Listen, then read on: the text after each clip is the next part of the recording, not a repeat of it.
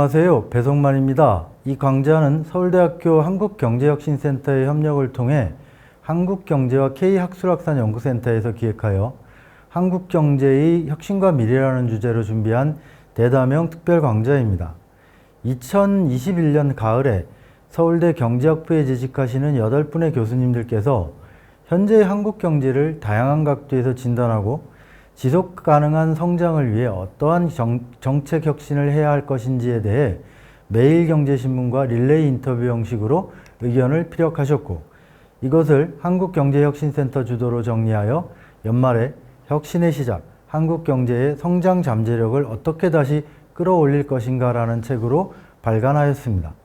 이 작업에 참여하신 교수님들 중 몇 분을 모시고 관련 이야기는 물론 추가로 하시고 싶은 말씀을 들어보는 시간을 가지도록 하겠습니다. 이번 강의는 제3강으로 이정민 교수님을 모시고 노동시장의 신중한 혁신이라는 주제로 말씀을 듣도록 하겠습니다. 이정민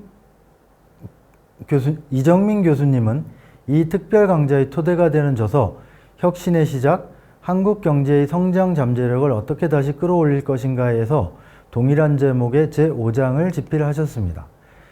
교수님 안녕하세요. 교수님께서는 한국 경제의 성장을 위한 혁신과 관련한 이 프로젝트에서 노동시장을 담당하신 것으로 이해하고 있습니다. 그런데 제 생각에 흥미로운 것은 혁신을 하는 데 있어서 신중함이라는 단어에도 주의를 기울이시는 것 같습니다. 노동시장에서의 혁신은 신중함이 필요하다, 이렇게 해석해도 되는 것인지요?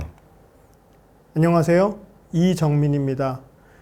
저는 비단 노동시장뿐만 아니라 좀 더 일반적으로 한국 경제의 혁신을 말할 때 신중함이라는 단어를 수식어로 붙이고 싶습니다.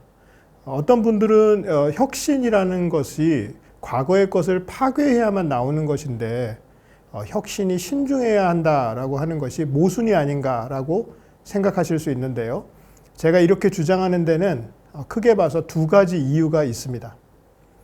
첫째, 혁신은 방금 말씀드린 것처럼 파괴와 변화를 의미하는 것인데 경제에 있어서 빠른 변화는 충격으로 이어질 가능성이 높습니다. 그래서 여기서 신중이라는 의미는 점진적이라는 의미로 혁신의 속도를 의미합니다. 두 번째로 혁신이 체계적이고 과학적이어야 한다는 의미로 신중한 혁신이라는 단어를 생각했습니다. 이 두 번째 이유를 조금 부연 설명하자면요. 한국 경제의 혁신을 위해서는 정부가 법과 제도를 개선해 나가는 과정이 체계적이어야 하고 충분한 숙려기간과 사전 검토기간을 거쳐서 효과를 검증할 과학적 연구가 뒷받침되어야만 합니다. 우리 한국의 경제 규모는 이제 과거와는 비교할 수 없을 정도로 커졌고 이해관계도 아주 복잡해서 새로운 법과 제도, 정책의 효과를 예측하려면 심도 깊은 연구가 사전에 반드시 필요합니다.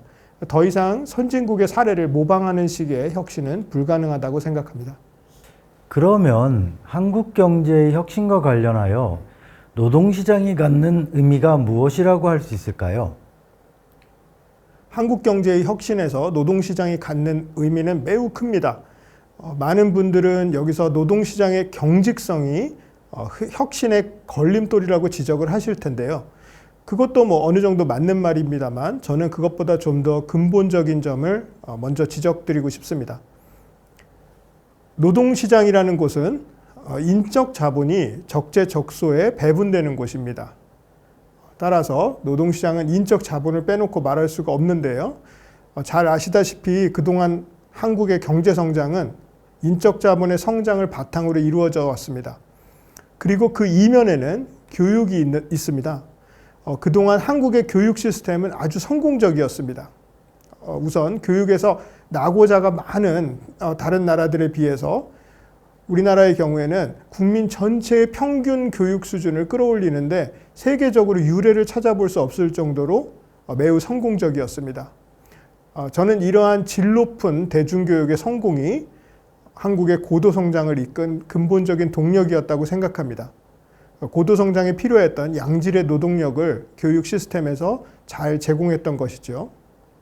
그런데 앞으로의 과제는 양질의 노동력을 대량으로 확보해야 하는 것을 넘어서 혁신을 위한 아주 뛰어난 인재를 양성하는 것입니다. 한국은 이제 다른 나라를 답습하는 것을 넘어서 세계 경제의 경계를 뛰어넘어야 하는 나라입니다.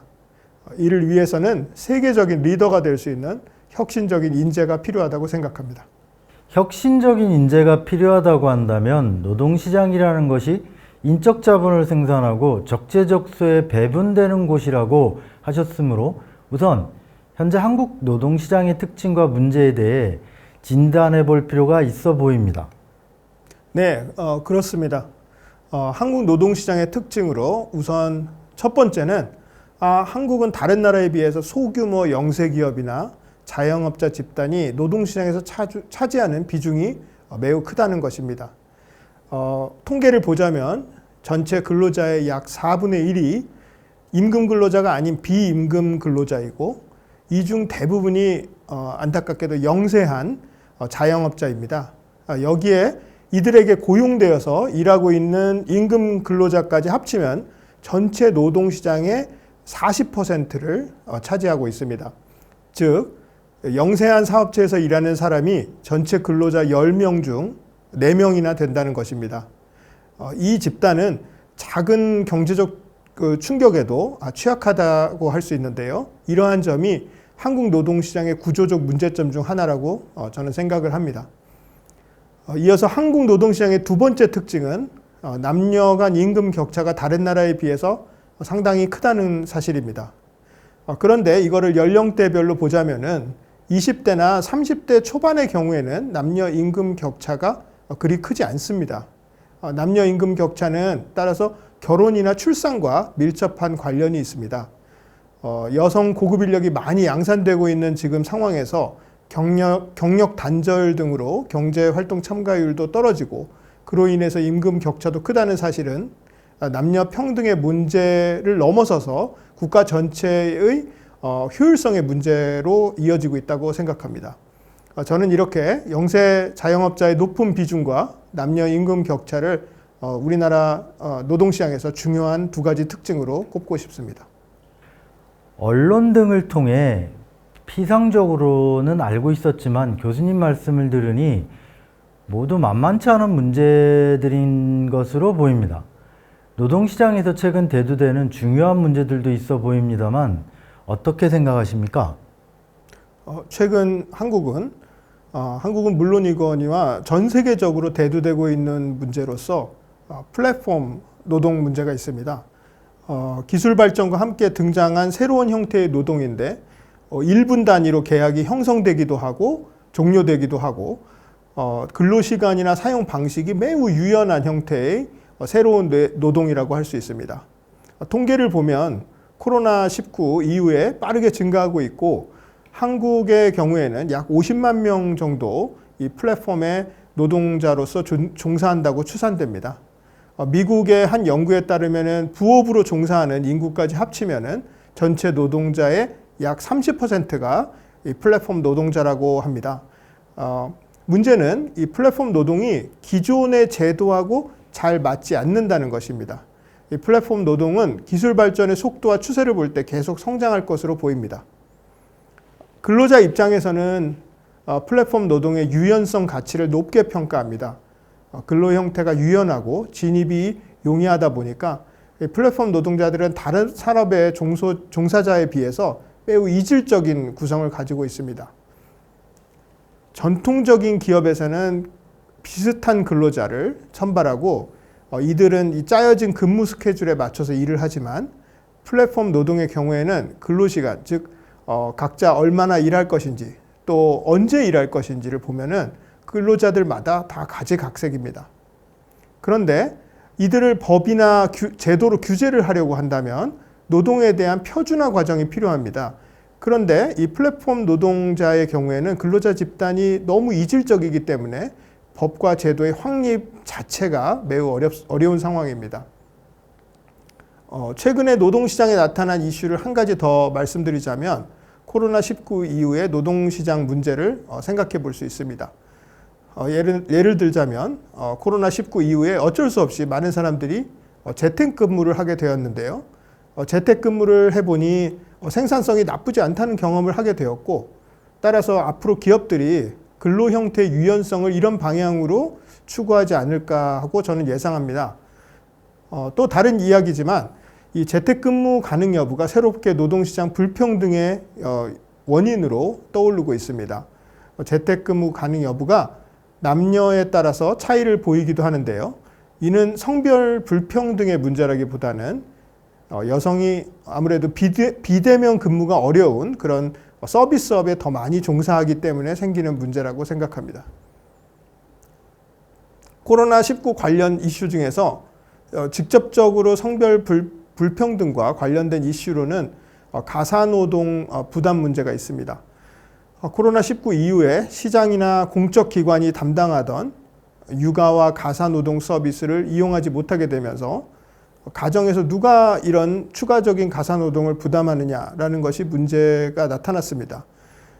장기적으로 보자면 이른바 이제 코로나19 세대가 중장기적으로 받게 될 영향이 상당히 우려가 됩니다. 최근 연구를 보면은 노동시장 진입 당시의 노동시장 조건에 따라서 그러니까 같은 교육 수준을 받았고 같은 생산성을 가진 노동자라고 하더라도 그 노동시장에 진입할 당시의 노동시장 조건에 따라서 전체 커리어가 영향을 받는 것으로 나타났습니다.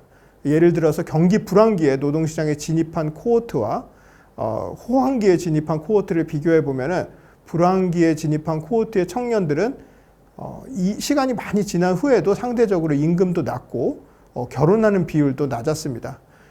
지금 그 졸업해서 취업시장에 진출하는 청년들은 앞으로 상당한 경제적 어려움을 겪게 될 가능성이 있다고 생각합니다. 이보다 좀 더 그 장기적으로 보자면 현재 초중고 학생의 경우에 공교육 축소가 이들의 학업 성취도에 영향을 미칠 수 있습니다. 게다가 이러한 효과는 사회 경제적 계층에 따라서 비대칭적으로 발생합니다. 상대적으로 가정 환경이 좋은 학생들의 경우에는 공교육을 대체해서 다른 방식을 활용하면서 부족해진 그 학습량을 보충할 수 있습니다. 그렇지만 그렇지 못한 경우에는 학업 성취도가 많이 떨어지게 됩니다. 교수님 말씀을 들으니 왜 교수님께서 혁신의 앞에 신중한이라는 말을 앞에 붙이고 싶다는지에 대해 이해할 수 있을 듯 합니다. 또 한편으로는 혁신적인 인재를 생산해내야 하는 노동시장이 역사적으로 축적해온 특징과 문제들, 그리고 최근 대두한 문제 속에서 어떻게 과제를 달성할 수 있을지에 대해 보다 궁금해지기도 합니다. 다음 시간에는 관련하여 좀 더 구체적인 말씀을 듣도록 하겠습니다.